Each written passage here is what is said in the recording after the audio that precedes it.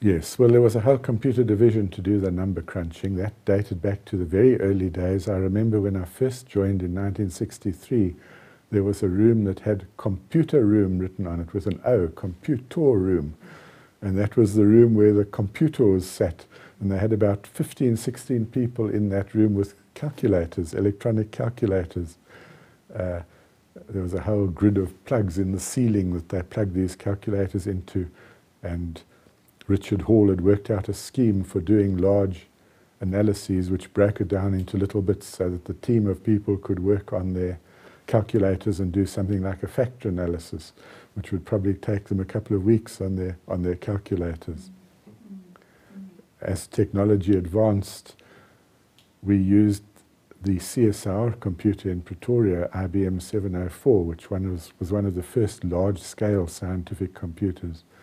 It was large-scale, mostly in size. It took up a whole huge room. It was a big device full of vacuum tubes, which were prone to failure from time to time.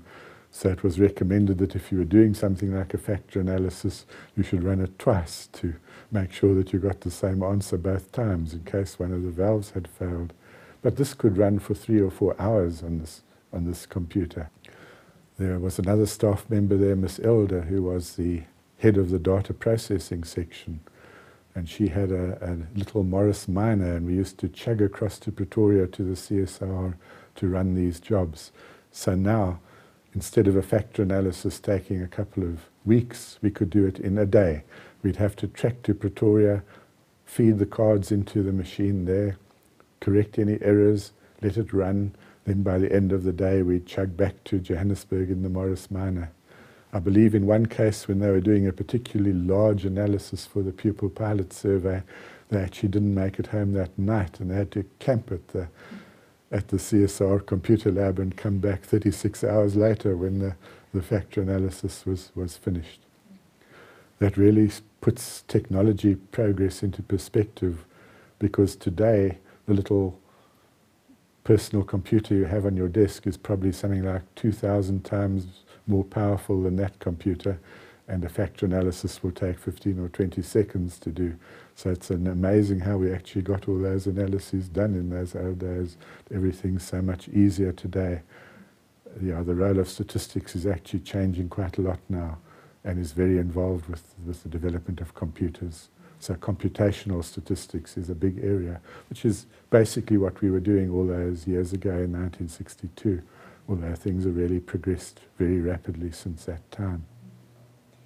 I think it was more innovation from within, because I think in common with many other scientific areas in South Africa, we were a bit limited as this technological revolution came about, and the budgets didn't really keep up with the latest technology. So we really had to struggle a little bit with old technology. After the 704, we moved to the IBM 360, which was called a 360-degree computer because it covered the fields of commercial applications and scientific applications. But it was really quite a limited computer. And I believe Professor Derek Henderson at Wits actually configured our 360 with the largest amount of memory in the world, which was a megabyte of memory, which sat in a big cabinet the size of a refrigerator, and you could see these little balls and wires, which were the actual memory parts, which was considered to be a huge technological breakthrough. What a megabyte of memory. And we couldn't understand why our jobs still took so long to run. But now my new PC's got 4 gigabytes of memory, so it just shows you how far things have come. We used to spend a lot of time trying to make programs smaller and more efficient to fit into our slow and limited computers. So I don't think we were really at the cutting edge of technology anymore as time progressed. Yes, a lot of work was done over the years using the Plato system and developing tests to run on the Plato system. I think it started round about the 70s, and it was developed for decades. Round about the time the HSRC started coming on the scene, they unfortunately took over the marketing of the system that had been developed at the NIPR.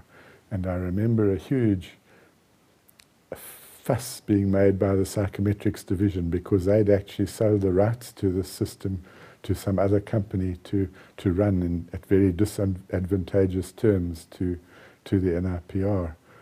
So I don't think interactive testing ever really recovered from that particular intervention by the HSRC. I remember doing some work in the 70s on a little mini computer we had in those days.